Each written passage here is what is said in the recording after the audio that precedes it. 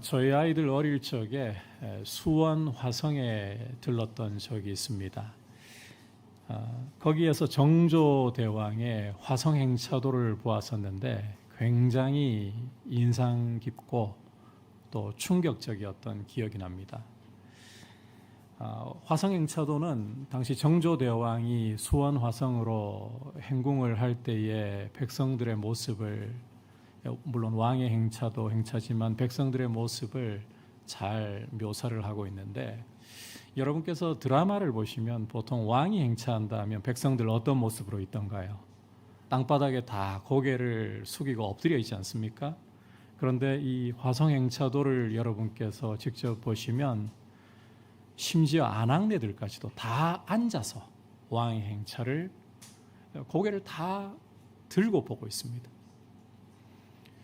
어떤 양반은 한쪽 손에다가 술병을 들고 알딸딸한 표정으로 왕의 행차를 보기까지 합니다. 이 화성 행차도가 보여주고자 하는 것은 그만큼 정조대왕이 백성들을 아끼고 사랑했다, 이걸 보여주는 그런 역사적인 사료로 가치가 있는 것입니다. 여러분, 이렇게 왕이 백성들을 아끼고 사랑한다, 이 사실만으로도 그 통치를 받고 있는 백성들에게는 참 좋은 소식이 아닐 수 없습니다. 하물며 영원하시고 보좌 위에서 세세토록 다스리시는 왕이 의와 평강으로 그 백성을 다스리신다, 이보다 더 좋은 소식 어디 있겠습니까? 사실 정조대왕 경우는 왕위에 오른 지 25년 만에 47세의 젊은 나이에 안타깝게 세상을 떠나고 이 조선의 중흥기는 막을 내리고 말았습니다. 그 후로는 조선시대가 이 쇠락의 길로, 그리고 결국은 망하고 말았습니다. 이런 왕이 다스릴 때에도 백성들이 그 왕의 통치가 참 좋은 소식이었다면, 영원하시고 의와 평강으로 하나님의 나라를 가져오시는 왕이 다스리신다, 이게 바로 복음이라는 거예요. 지난 시간 우리는 유앙겔리온, 복음이라는 것이 어떠한 것인가를 함께 말씀을 통해 살펴보았습니다. 원래 이 유앙겔리온이라는 말은 로마가 지중해 지역을 제패하고 있던 당시에는 로마의 승전보 혹은 로마 황제에 대한 소식을 가리키는 용어였습니다. 하지만 교회가 이 유앙겔리온, 복음이라는 표현을 가져와서 더 이상 로마 황제나 로마의 승전보가 아니라 이 죄와 죽음의 권세가 드리워진 세상 가운데에 의와 평강을 가져오시는 하나님 나라의 왕에 대한 소식으로 그 의미를 전환해서 사용하기 시작했습니다. 그리고 마가는 지난 시간 그의 글머리에서 하나님의 아들 예수 그리스도야말로 그 의와 평강의 통치를 이 죄악 세상 가운데, 죽음의 그림자가 드리워진 세상 가운데 가져오시는 유앙겔리온, 복음이 되신다, 선언을 했던 것입니다. 이제 오늘 우리가 함께 살펴볼 말씀은 이 왕이 오시는데 전령이 왕이 오심을 외쳐야 할 거 아닙니까? 그 전령에 대한 이야기입니다. 자, 이제 우리가 이 왕의 전령되는 세례 요한입니다. 이 세례 요한에 대한 메시지를 통해서 우리에게 주시는 주님의 음성의 귀를 함께 기울이도록 하겠습니다. 자, 앞서 하나님 나라의 왕이 오시는데 그 왕의 행차를 알리는 전령이 서야 한다, 여러분들에게 말씀드렸습니다. 마가는 그 전령, 하나님 나라의 왕의 오심을 선포하는 전령이 세례 요한이었다라고 우리에게 말씀하고 있습니다. 2절부터 4절까지 다시 한 목소리로 함께 읽어보도록 하겠습니다. 시작. 선지자 이사야의 글에 보라, 내가 내 사자를 내 앞에 보내노니 그가 내 길을 준비하리라. 광야에 외치는 자의 소리가 있어 이르되 너희는 주의 길을 준비하라. 그의 오실 길을 곧게 하라. 기록된 것과 같이 세례 요한이 광야에 이르러 죄 사함을 받게 하는 회개의 세례를 전파하니. 자, 이 함께 읽은 말씀에서 우리가 주목할 것은 이사야 선지자의 글에 기록된 것 같이 요한이 광야에 이르러서 예수님이 오실 길을 준비하라 외쳤다는 것입니다. 이사야 선지자의 글에 기록된 것처럼 요한이 광야에 이르러서 예수님의 오실 길을 곧게 하라, 그렇게 외쳤습니다. 다시 말해 요한은 오실 왕의 길을 전하는 전령으로서 하나님이 세우신 사람이다. 하나님이 세우신 사람이다. 그리고 하나님의 말씀을 따라 요한은 자신의 사역을 이루어가고 있다. 이걸 여러분이 주목하셔야 된다는 게 우리가 함께 읽은 말씀의 내용이라는 겁니다. 자, 6절 역시 이 부분을 증명하고 있는데 이렇게 말씀을 합니다. 요한은 낙타 털 옷을 입고 허리에 가죽띠를 띠고 메뚜기와 석청을 먹더라. 이 묘사만 여러분께서 보신다면 요한은 굉장히 가난한 삶, 청빈한 삶을 살았던 사람이구나, 이렇게 액면가로 여러분이 말씀을 해석하실 수도 있을 것 같습니다. 오늘날 기준으로 보면 요한은 굉장히 힙한 스타일을 가지고 있습니다. 요즘에 낙타 털로 옷을 만든다. 정말 가난한 사람의 옷이라 할 수 있을까요? 거기다가 이 천연 가죽띠를 띠고 있다. 고가의 옷 아닙니까? 명품 옷을 만들 수도 있습니다. 그리고 메뚜기와 석청을 먹었다는 게요, 여러분, 요한이 어디에 이르러서 하나님 말씀을 외쳤습니까? 광야죠. 광야에 풀이 잘 자랍니까? 그렇지 않은 곳이죠. 메뚜기가 사실 서식할 수가 없어요. 이 메뚜기라는 것은 유대인들이 쥐엄 열매, 누가복음 15장 보시면 탕자가 먹을 것이 없어가지고 돼지 사료로 쓰는 쥐엄 열매 먹으려고 해도 주는 사람이 없었다 하잖아요. 그 쥐엄 열매를 가리켜서 이 메뚜기라고 유대인들은 부르곤 합니다. 그러니까 요한이 쥐엄 열매를 먹었구나, 기근에도 날 수 있는 쥐엄 열매를 먹었구나. 그리고 석청, 돌에서 나는 꿀이잖아요. 이거 굉장히 귀한 겁니다. 이 메마른 땅에서 자랄 수 있는 나무들 가운데 종려나무가 있어요. 이스라엘의 대표 나무들 중에 하나인 종려나무. 이 종려나무 열매, 대추야자라고 부르는 그 열매로 시럽을 만들면 이 유대인들은 이걸 꿀 대용으로, 꿀로 불렀습니다. 그러니까 이 당시의 유대인들 기준으로 보면 요한은 정말 가난하기 이를 데 없는 정말 청빈한 삶을 살았다. 액면가로만 보면 이렇게 해석을 할 수가 있는 거예요. 그런데 지금 마가는 요한이 가난하고 청빈한 삶을 살았다, 이 이야기를 하려고 하는 게 아닙니다. 지금 요한에 대한 이 묘사는 구약 성경이 보여준 바가 있는 한 사람을 떠올리는 묘사입니다. 그 사람이 누구인가? 바로 엘리야였습니다. 왜냐하면 열왕기상 1장 8절을 보시면 엘리야에 대해서 묘사하기를 털이 많은 사람, 이걸 좀 바꿔 이야기하면 털옷을 입은 사람. 말씀 있을 텐데 좀 띄워주세요. 열왕기상 1장 8절. 네, 없으면 그냥 제가 이야기할게요. 그리고 허리에 가죽띠를 띠었다. 자, 어떻습니까? 세례 요한하고 묘사가 일치하죠. 털이 많은 사람이라는 게 여러분께서 공동 번역을 보시면 털옷을 입은 사람, 허리에 가죽띠를 띠었다. 요한하고 지금 묘사가 일치하는 거예요. 자, 그래서 요한의 행색에 대한 묘사는 이 요한이 구약의 엘리야와 같은 사람이다. 그리고 이 엘리야라는 사람은 다음과 같은 선지자의 예언과 연결되어 있습니다. 우리 함께 말라기 4장 5절과 6절 말씀 읽어보겠습니다. 시작. 보라, 여호와의 크고 두려운 날이 이르기 전에 내가 선지자 엘리야를 너희에게 보내리니 그가 아버지의 마음을 자녀에게로 돌이키게 하고 자녀들의 마음을 그들의 아버지에게로 돌이키게 하리라. 자, 함께 읽은 이 말씀을 통해 알 수 있는 사실은 세례 요한이야말로 말라기 선지자가 예언했던 그 엘리야다, 이겁니다. 여호와의 크고 두려운 날이 이르기 전에 하나님께서 엘리야를 보내신다. 다시 말해 하나님 나라의 왕이 행차하시기 전에 하나님이 엘리야라는 전령을 앞서 보내신다. 그런데 자, 요한의 이 행색이 엘리야와 일치한다 그랬죠. 요한이 바로 그 선지자, 말라기가 예언했던 하나님 나라 왕의 전령이다. 지금 이 이야기를 하려고 하는 거예요. 결국 여러분, 이 요한의 모습을 보시면 하나님이 세우신 하나님 나라 왕의 전령이고, 무엇보다 핵심은 이겁니다. 요한의 사역은 철저하게 하나님의 말씀을 따른 것이다. 이 이야기를 지금 마가복음의 머리 부분에서 하고 있는 거예요. 자, 이 이야기가 왜 중요하냐?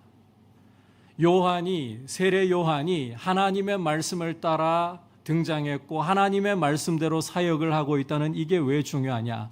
이것은 이제 요한이 증언하는 하나님 나라의 왕과 밀접하게 연결되어 있기 때문입니다.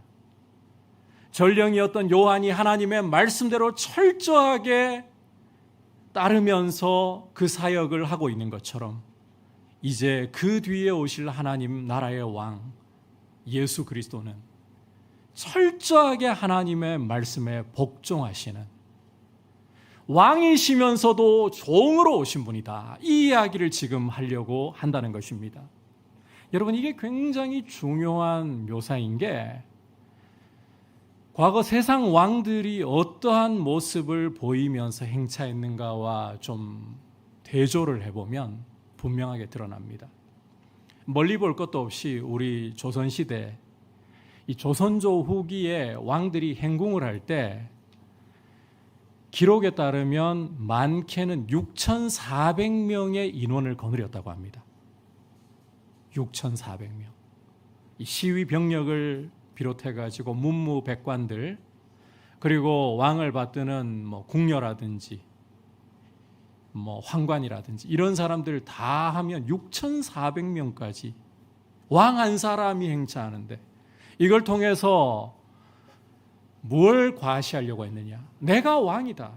왕의 위엄과 권세를 그 막대한 인원을 통해서 과시하려고 했다는 거예요. 백성들의 고혈을 쥐어짜면서까지도 왕은 내가 왕이다.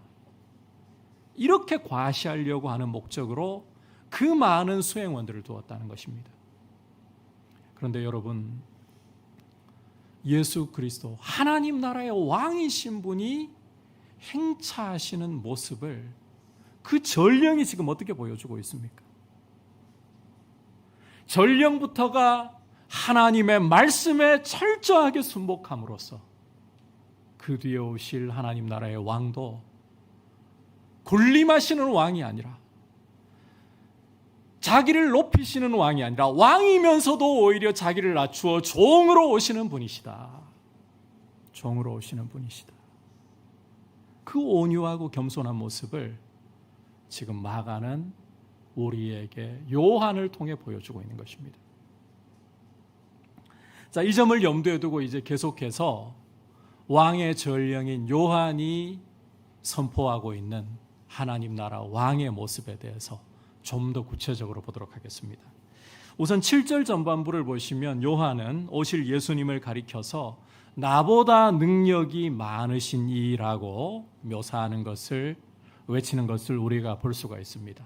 자, 이 표현 잘 보세요. 나보다, 요한 자신이 예수님을 가리켜서 나보다 능력이 많으시니.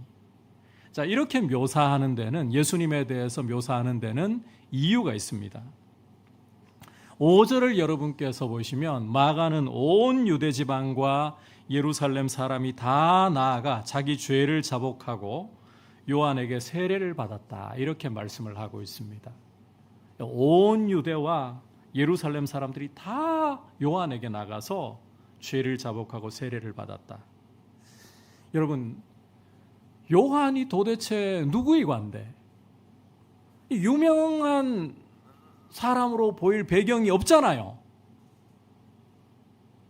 그 당시 기준으로 보면 가난하기 이를 데 없는 행색이잖아요. 요한이라는 이름이 유대에 퍼진 적이 없습니다. 그런데 지금 보시면 온 유대와 예루살렘의 사람들이 다 요한에게 나가서 죄를 자복하고 세례를 받았다라고 말씀하고 있습니다. 도대체 이게 어떻게 된 노릇일까요? 여기에는 유대인들이 가지고 있던 메시아 대망 사상이라는 것이 큰 역할을 했습니다. 이 메시아 대망 사상이라는 것은 메시아, 그리스도가 임해서 로마의 압제를 몰아내고 과거 다윗과 솔로몬 시대의 그 영화로운 시대를 다시금 열어줄 것이다. 이게 여러분 메시아 대망 사상이라는 거예요. 그런데 이스라엘 사람들이 가장 큰 선지자로 여기고 있는 엘리야의 용모를 한 사람이 지금 광야에 등장했습니다. 회개하라고 메시지를 외치고 있습니다. 게다가 더듬어 보니까 말라기 선지자가 엘리야가 오리라고 예언을 했는데 일치하고 있는 겁니다. 그러니까 이 유대와 예루살렘 사람들은 요한이 혹시 메시아 그리스도가 아닌가 기대하는 마음이 있었던 거예요. 누가복음 3장 15절을 보시면 사람들의 그 기대를 이렇게 보여주고 있습니다. 함께 읽어보겠습니다. 시작. 백성들이 바라고 기다림으로 모든 사람들이 요한을 혹 그리스도신가 심중에 생각하니. 사람들이 이런 기대가 있으니까요. 요한은 내가 그리스도가 아니다. 내가 메시아가 아니다. 나는 그리스도의 전령일 뿐이지 그리스도는 내가 아니다. 이걸 사람들에게 분명하게 각인시켜야 되는 거예요. 따라서 예수님을 가리켜 자신 뒤에 오실 왕이신 예수님을 가리켜 나보다 능력이 많으시니 이런 표현을 쓰고 있는 겁니다. 자, 그런데 여기에서 한 가지 여러분들에게 높아심에서 설명을 좀 더 하자면 나보다 능력이 많으시니라고 요한이 표현했다고 해서 요한이 예수님과 비교해가지고 예수님이 자기보다 좀 더 우위에 계신다 이런 의미로 이 말을 한 게 아닙니다. 비교 우위로 예수님이 좀 더 우위에 계신 분이다 이런 이야기를 하는 게 아닙니다. 여러분께서 7절 후반부를 보시면 요한은 이렇게 말하고 있습니다. 나는 굽혀 그의 신발끈을 풀기도 감당하지 못하겠노라. 신발끈을 감히 굽혀서 풀어드릴 자격조차 없다. 고대 근동 지역에는 요즘처럼 길이 포장이 되어 있지 않았습니다. 그리고 기후가 굉장히 낮에는 뜨겁기 때문에 그 신발도 샌들을 주로 신고 다닙니다. 길이 이게 조금만 밟으면 먼지가 많이 나겠죠. 그래서 발에 들러붙어 버려요. 뭐 1시간도 필요 없습니다. 한 5분 정도만 걸어도 이 발에는 먼지가 자욱 끼게 됩니다. 따라서 근동 지역 사람들은 집에 들어올 때에는 이 신발끈을 샌들끈을 풀고 발을 씻어야만 집에 들어갈 수가 있었어요. 그런데 이 당시에 주인의 발에서 끈을 풀고 발을 씻어주는 것은 종의 역할이었습니다. 종 중에도 제일 천한 종의 역할이었어요.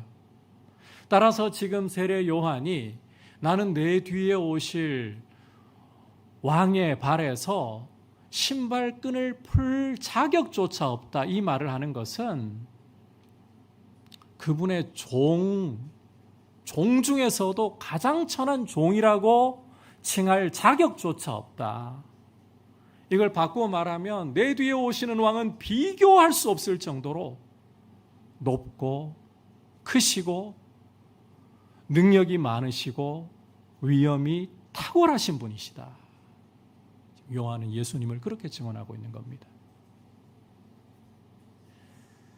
자, 이어지는 예수님에 대한 증언 역시 이 사실을 뒷받침하고 있습니다. 8절에서 요한이 뭐라고 예수님 증언하는가 같이 읽어보겠습니다. 시작.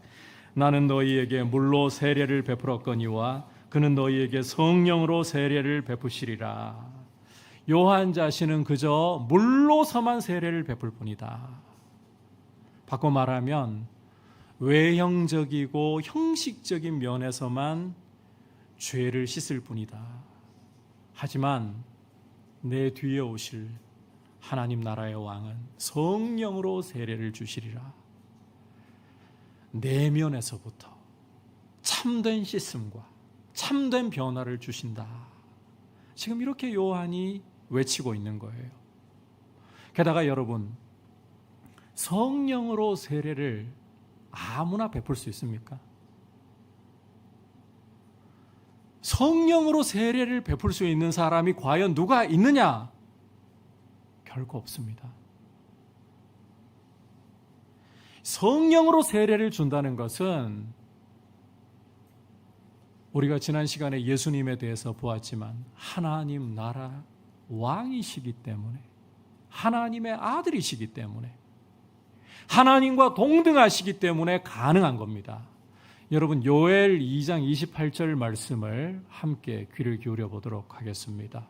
요엘 2장 28절은 이런 말씀을 하고 있어요. 그 후에 내가 내 영을 만민에게 부어주리니. 여기에서 요엘 선지자를 통해 내가라고 말씀하시는 분은 여호와 하나님이신 거예요. 성령으로 세례를 주는 것은 오직 하나님 한 분밖에 없습니다. 예수 그리스도는 바로 성령으로 세례를 베푸시는 하나님이시다. 그리고 사도행전 2장을 보시면 오순절날 베드로가 이렇게 사람들에게 외치는 말을 들을 수가 있습니다. 유대인들을 향해 이렇게 외칩니다. 너희가 십자가에 못 박아 죽인 예수를 하나님이 살리시고 권능의 보좌 우편에 앉으셨느니라. 그가 너희가 보고 듣는 이것을 받아서, 성령을 받아서 우리에게 부어주셨느니라. 이렇게 외치고 있어요. 죽으시고 부활하셔서 하늘 보좌 우편에 계신 예수 그리스도께서 하나님 아버지께로부터 성령을 받아서 그 성령을 당신의 백성에게 부어주실 권세가 있는 분이다. 여러분, 이것은 베드로 개인의 의견이 아닙니다. 사도행전 2장을 보시면 베드로는 성령의 충만함으로 성령의 말하게 하심을 따라 이 메시지를 외치고 있습니다. 예수 그리스도는 성령으로 세례를 주시는 하나님의 아들, 하나님과 동등한 분이라는 거예요. 여러분, 하나님 아버지와 동등하시고 만물을 창조하시고 만물을 능력의 말씀으로 붙드시는, 그리고 이사야 6장을 여러분께서 보시면 하늘의 스랍들, 천사들조차도 감히 그분을 바라볼 수 없어서 두 날개로 얼굴을 가리고 두 날개로는 발을 가리고 두 날개로는 날면서 거룩하다, 거룩하다, 거룩하다 찬송하는 분이 예수 그리스도이십니다. 그런데 우리가 앞서 본 것처럼 이 하나님, 전능하시고 가장 높으신 하나님께서 자기를 비워 종으로 이 땅에 오셔서 우리에게 하나님의 나라를 주시려고 하는 거예요. 의와 평강과 생명과 자유의 통치를 이 죄와 죽음이 뒤덮고 있는 세상 가운데 베풀려고 하시는 거예요. 따라서 이 예수 그리스도를 왕으로 모시고 이 예수 그리스도의 다스리심을 받는 것이야말로 인간의 참된 기쁨이고 참된 생명이고 참된 행복이다.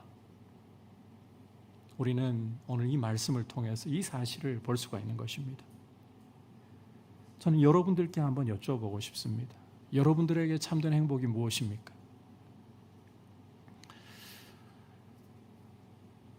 인생을 살아가면서 이런 생각 가져본 분들 아마 이 자리에 거의 대부분이실 것 같아요.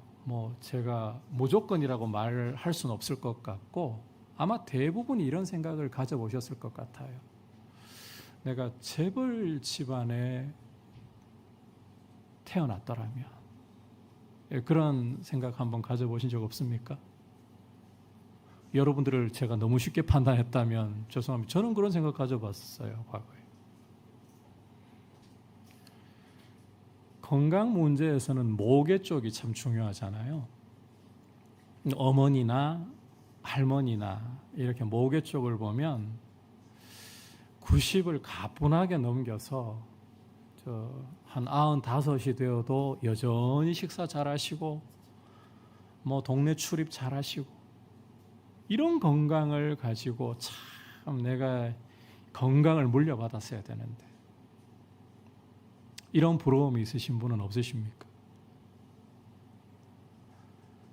부모님이 머리가 너무 똑똑해가지고요.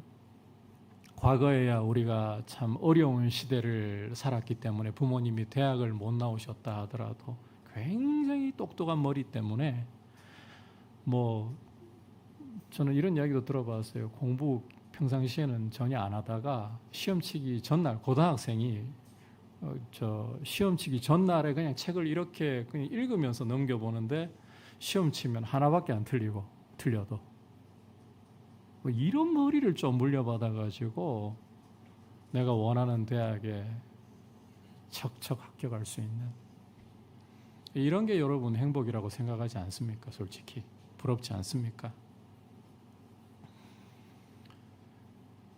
그런데 이게 정말 행복입니까, 여러분? 과거에 뉴스에 여러분께서 우리 지금 대학생들이나 한 30대 젊은이들은 잘 기억이 안 날 수도 있을 거예요. 모를 수도 있을 거예요. 말만 하면 여러분이 잘 아시는 재벌가 총수, 검찰 조사 받다가 그 수모를 견디지 못해서 창문으로 뛰어내렸던 뉴스, 여러분 아시는 분은 다 아실 겁니다. 그렇게 돈이 많고 대한민국에서 최고로 여겨지는 재벌 총수가 그렇게 자신의 생을 마감해버렸어요. 여러분, 건강 때문에 오히려 괴롭습니다. 너무 건강해서 인생을 살면서 괴로움을 그만 좀 보고 싶은데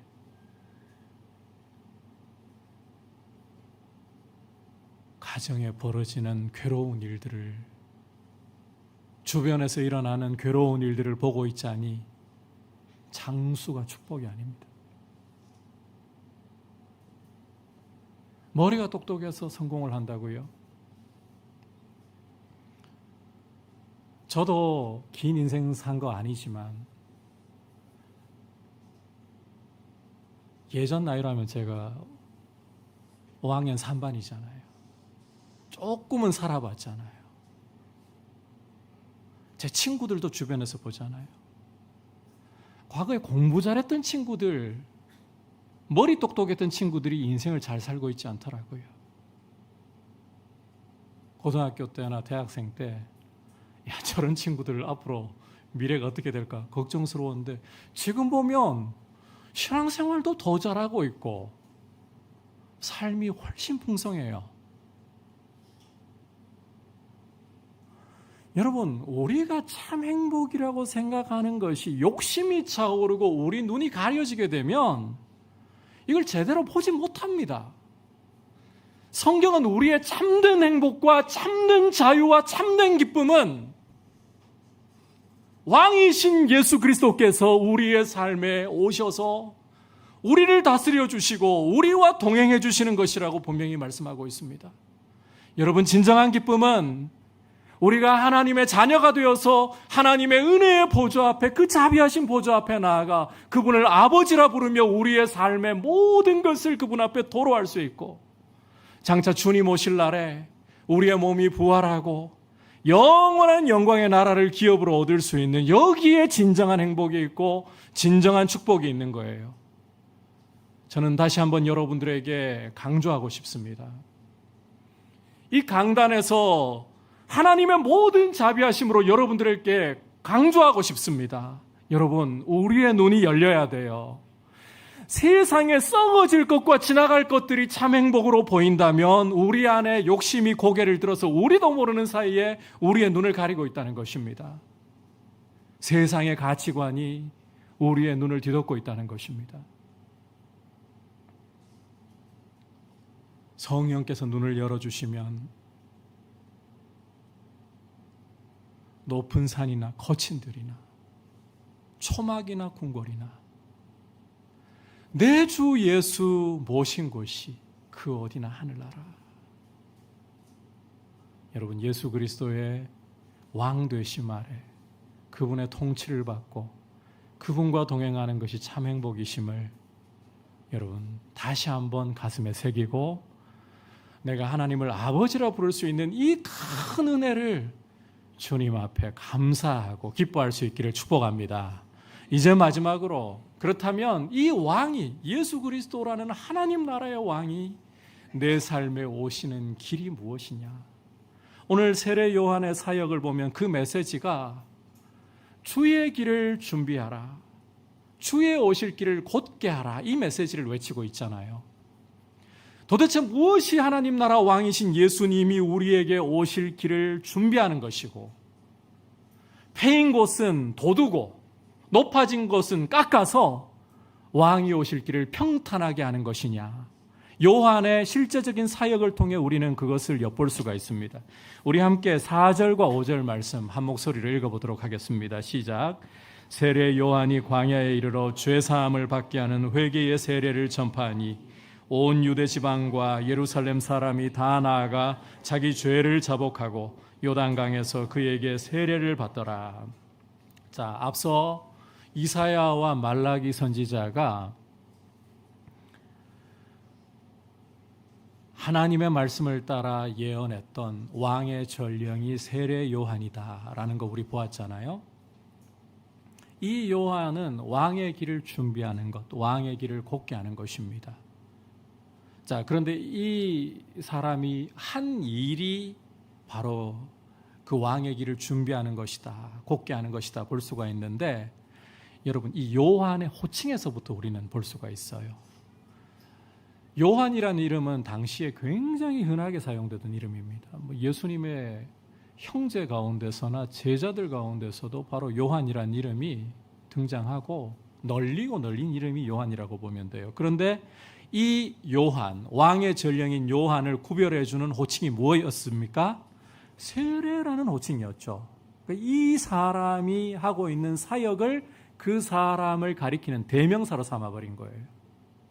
바로 세례가 왕의 길을 준비하는 가장 중요한 모습이라는 것입니다. 실제 요한을 설명하는 수식어처럼, 이 세례라는 수식어처럼 죄 사함을 받게 하는 회개의 세례를 요한은 전파함으로 왕의 길을 준비했습니다. 보다 구체적으로는 자기 죄를 자복하고 나아오는 사람들에게 세례를 베풀므로 왕의 길을 준비했다는 거예요. 간단히 이야기하면 이겁니다. 회개하고 죄를 버리는 곳에 예수님이 왕으로 임재하시고 찾아오신다. 지금 오늘 말씀은 이것을 우리에게 보여주고 있는 것입니다. 여러분, 회개야말로 하나님 나라의 왕이신 예수님이 우리에게 찾아오시는 길입니다. 왕이 오심을 준비하기 위해 여러분들이 화려한 왕궁이 필요한 게 아닙니다. 여러분, 예수님은 왕이시면서도, 만왕의 왕이시고 만주의 주이시면서도 세상 왕들이 자신의 왕됨을, 위엄과 권세를 과시하는 것처럼 오시지 않았습니다. 그분이 이 땅에 오셨을 때를 보십시오. 아무도 모르는, 아무도 주목하지 않는 베들레헴 마구간에 가장 천하고 가난한 목자들이 예수님을 찾아올 수 있을 정도로 낮게 오셨습니다. 그 주님은 여러분들이 방파르를 올리면서 왕궁을 차려놓아야 그 자리에 오시는 게 아닙니다. 여러분들이 세상에서 볼 수 없는 진귀한 음식을 차리고 그분께 드릴 화려한 예물이 있어서 찾아오시는 것이 아닙니다. 상하고 낮아진 마음, 회개하고 죄를 버리는 그 마음에 예수님이 행차하시는 것입니다. 예수 그리스도께서 오실 길은 바로 죄를 회개하고 버리는 데 있습니다. 여러분, 이 회개라는 것은 듣는 입장에서는 굉장히 좀 불편한 이야기입니다. 왜냐하면 회개는 죄 이야기를 언급하지 않고서는 불가능하기 때문입니다. 그리고 이 회개라는 것은 죄를 우리가 직면하면서 하나님께 자복하는, 그러다 보면 부끄럽습니다. 내 옆에 아무도 보는 이 듣는 이도 없는데 하나님 앞에 진실하게 회개하려고 하잖아요. 죄에 직면할 때 부끄럽습니다. 고통스럽습니다. 이런 어려움이 있기 때문에 회개가 참 불편하게 들릴 수도 있습니다. 그런데 여러분, 회개라는 것은 하나님이 우리를 죄에서 풀어주시고 왕이신 예수님이 우리를 다스리게 하시는 왕이 오시는 길입니다. 이것이야말로 정말 큰 축복이에요. 그러다 보니까 마귀는 이 회개를 이용해 먹기도 합니다. 여러분들이 정말 하나님 앞에 죄를 깨닫고 죄를 버리기 원하면서 회개하려고 하는데 이런 경험들을 해보신 적 있을 거예요. 지금은 이런 이 회개의 상세한 이야기를 하는 게 오늘 말씀의 목적은 아니기 때문에 좀 간단하게만 이야기하면, 여러분들이 회개를 하려고 주님, 제가 주님 앞에 범한 죄에 대해서 좀 보여주십시오. 말씀에도 귀를 기울이고 성령께서 조명해 주시기를 구하면서 회개하려고 하는데 죄는 생각나지 않고, 그런데 마음에는 계속해서 이 찝찝하고 뭔가 불편한 느낌은 있고, 그러다 보면 내 마음이 교만해가지고 주님 앞에 제대로 회개를 하지 못하는 것인가, 스스로 또 그것 때문에 짓눌리고 주님이 나를 기뻐하시지 않는 것인가, 괴로움이 더해질 때가 종종 있곤 합니다. 여러분, 이건 마귀가 여러분에게 장난치고 있는 거예요. 회개는 우리를 짓누르고 우리를 괴롭히기 위해서, 고통을 겪게 하기 위해서 주님이 우리에게 원하시는 게 아닙니다. 우리 죄를 직면하고 우리가 죄를 토하는 것은 죄에서 풀어주시려고 하시는 거예요. 그래서 여러분께서 기억하십시오. 주님 앞에 진실하게 죄를 자복하고 죄를 버리기를 원하면서 말씀으로 죄를 깨우쳐 주시기를 원하고 성령의 조명 가운데에서 밝혀주시기를 구함에도 불구하고 죄가 전혀 생각이 나지 않는다면 그때는 여러분들의 감정에 동요되지 마십시오. 감정은 마귀가 언제든지 뒤흔들 수 있는 요소입니다. 감정의 소용돌이가 여러분들을 삼키도록 내버려 두지 말고, 그럴 때는 더 이상 죄가 생각이 나지 않는다면 일어나 주님의 말씀에 순종하기로 결단하십시오. 말씀 순종하는데 힘을 쏟아부으십시오. 그러다 보면 이 잘못되고 거짓된 감정들은 물러가기 시작합니다. 마귀는 힘을 쓸 수가 없게 됩니다. 그렇지 않고 여러분의 감정에 충실한 나머지 주님도 정죄하지 않는 것을 여러분들이 스스로를 정죄하면서 붙들고 있으면 마귀에게 놀아나게 됩니다. 여러분, 회개는 우리를 죄에서 풀어 왕이신 예수님의 그 생명과 자유와 그 평강의 통치를 맛보게 하는 왕이 오시는 길입니다. 제일 복된 게 말씀 들으면서 내 모습을 볼 수 있고, 말씀 들으면서 내 죄를 깨달을 수 있고, 말씀 들으면서 주님이 기뻐하시지 않는 이 죄 때문에 뻔뻔했던 내 삶을 아파할 수 있는 모습. 그리고 주님만이 내 왕이십니다. 주님만이 내 삶의 기쁨이십니다. 여러분, 이게 진짜 축복인 거예요. 돈으로 살 수가 없습니다. 오늘 갑자기 주일학교 찬양이 생각이 나네요. 돈으로도 못 가요, 하나님 나라. 잘생겨도 못 가요, 어여뻐도 못 가요, 하나님 나라. 무엇로 가는 겁니까? 오직 믿음으로 가는 거죠. 예수 그리스도, 그분이 축복입니다. 그분이 오셔서 내 삶을 다스리시는 것, 내가 하나님의 자녀로서 아버지라고 부르며 보좌 앞에 나아갈 수 있는 것, 장차올 영광의 나라를 기업으로 얻을 수 있는 것, 몸의 부활을 맞이할 수 있는 것, 이것이 우리 성도의 참된 행복이다. 이 은혜를 주신 우리 주 예수 그리스도, 우리 왕께 모든 감사와 존귀와 영광을 드리고 그 왕의 통치를 가장 기뻐하고 귀하게 여기는 우리 성도님들 되시기를 주님의 이름으로 축복합니다. 오늘 여러분과 함께 왕의 전령 이야기를 통해서 예수님에 대해 함께 살펴보았습니다. 여러분, 예수님은, 요한을 통해 보는 예수님은 하나님의 말씀에 왕이시면서도 철저히 종으로 순종하는 분이십니다. 그리고 이 예수님은 그렇게 낮아지셨음에도 불구하고 성령으로 세례를 베푸시는 하나님의 아들, 하나님과 동등한 분이십니다. 이 왕이 행차하셔서 우리를 다스리시는 길은 회개이다. 죄를 버리고 회개하는 것이다. 이 사실 기억하면서 예수 그리스도와 함께 그분의 손을 잡고 걸어가는 복된 인생 되기를 주님의 이름으로 축복합니다.